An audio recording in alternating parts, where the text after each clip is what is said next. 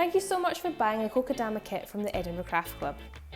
In your kit you will have enough sphagnum moss, peat soil, bonsai soil and string to make 2 small kokedamas or 1 large one. Today I'm going to show you how to make 2 small ones. You will also need a selection of plants, a tub to mix your soil in, some scissors and 250 ml of water. Also some gloves, but these are optional. So just before we start, I'm going to cut off a couple of pieces of string from each of my balls of string, and this will be for the hanger at the end. So I need 3 pieces of string from each, so I'm just going to cut maybe about 60 centimetres in length, 3 pieces here, and just pop them to the side for later. So you'll see I've got 3 pieces of string off that, and I'll do the same to this one. Get 3 pieces of string.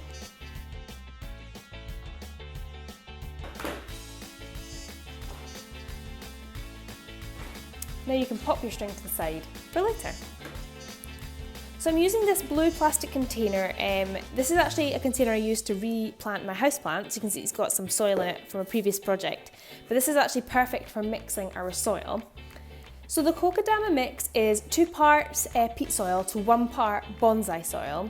And you have enough in your kit to make 2 full kokedamas. So you've got double the amount of peat soil than you have bonsai soil. So if you're going to make 2, pop both full bags into your pot.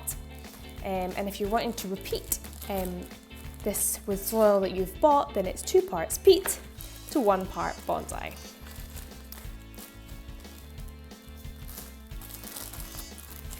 So I've just popped both full bags in there like that. I'm going to give it a little mix around, and this gives us the perfect soil for our Kokedama plants.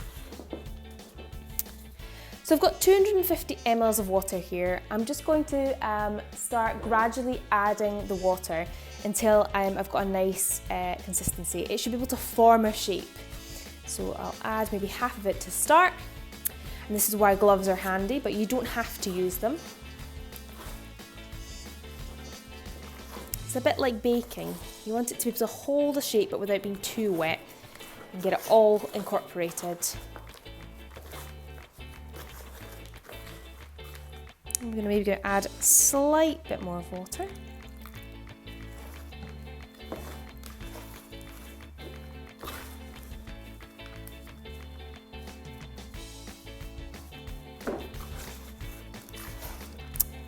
So what you're going to do, once it's kind of holding a shape just like that, you're going to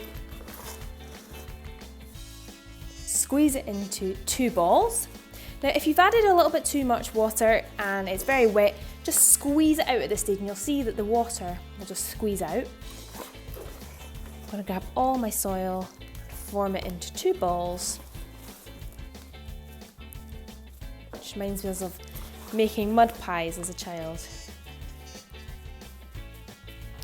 Well, it's got a nice consistency, it's keeping its shape. That's exactly what we want. So once you're happy with the consistency of your soil, pop them back into the tray, and we're going to now add our plants. So I found that succulents work really well. You don't need to water them that much, and they look really good in the kokedamas, but you can use other small plants as well. So what I'm going to do is, I've got my plant here, I've broken off some of the excess soil. I'm just left with the root. Be really careful that you don't destroy the roots when you do that. And what I'm going to do is I'm going to half my soil, just like that, kind of like 2 halves of an egg. I'm going to pop the roots of my plant in amongst that soil, and I'm going to try pop the other half back on. Now if it does start crumbling at this point, don't worry too much. You can just kind of squeeze it back together. You can see that my whole plant is sticking out and all the roots are covered in the little soil ball. Oops. It's very fiddly. So once you've done that with both, pop them to one side. And we're going to bring on some of our moss. So I've got a handful of moss here. This is our sphagnum moss. It's lightly damp. If yours is dried out at all, just run it under the tap and squeeze it out as much as you can. I'm laying it on the table in a kind of pancake formation, probably about half a centimetre thick, not too thick, and it doesn't matter too much if you have holes, but you just want it to look kind of like that. Then what I'm going to do is I'm going to grab my kokedama and pop it right in the centre, like that. And what I'm going to do at this point is I'm going to take my gloves off because I'm about to grab my string and I don't want it getting too muddy. So I've got my string. This is not the string that we used, that we cut off earlier. That's still sitting at the side. That's going to be our hangers. So this is the majority of the rest of the ball of string that we're going to use. I'm going to get one end handy because this is really tricky. This is probably the most tricky bit of the kokedama. And what we're going to do is we're going to fold up our moss around our ball, kind of like you're giving it a little jacket or wrapping a present. Scoop it up and cover all the soil. I'm going to lift it up with my hand under the bottom. Now you might find that bits are falling off. Just pick them up and stick them on. Don't worry too much. And this is why we need to have our string handy so that we can go straight away with our string. What I'm going to do is I'm going to put the end of my string under my thumb and I'm going to wrap it around the bottom first. Try and get that bottom secured. Wrap it just randomly all over.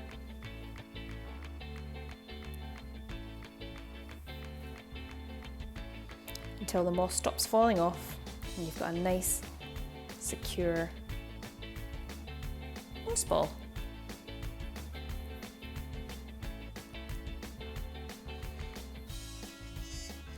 Perfect. Now when you get to the end, what you can do is just slip your tail underneath one of your strings and just tie it in a wee knot to secure. And then I'm just going to tuck that in so that it looks like part of the design.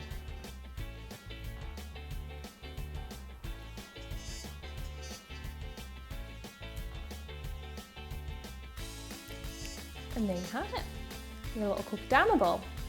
So I'm just going to tidy up the workspace and then I'll show you the last bit, how to make them hanging.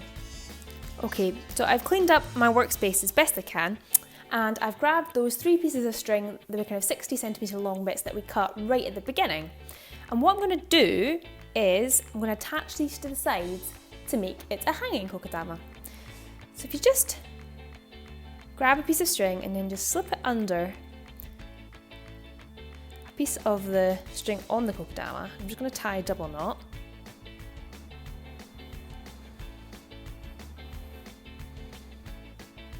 And then a third of the way around, I'm going to do the same.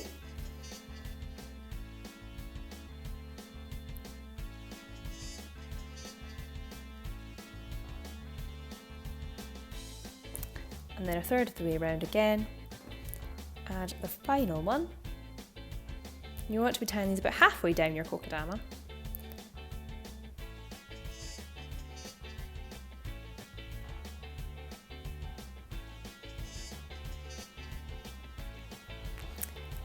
So they're at 3 separate points. Then bring your strings all together at the top and tie one big knot like that. And then you can just trim your ends. Then just trim these as well. Get nice and neat.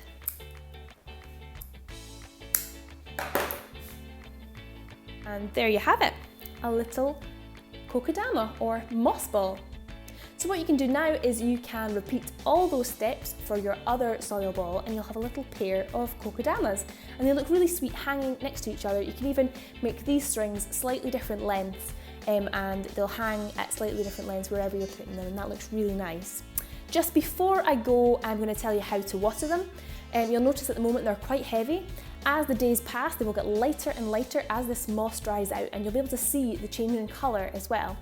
When that happens, what to do is just get them down for wherever they're hanging and fill the basin with water, pop them in and hold them under for a couple of seconds to a minute.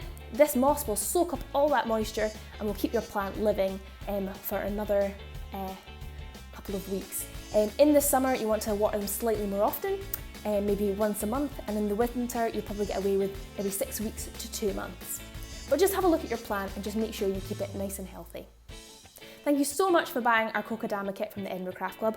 We love to see your projects, so if you'd like to share them with us, we are the Edinburgh Craft Club on Facebook and Instagram.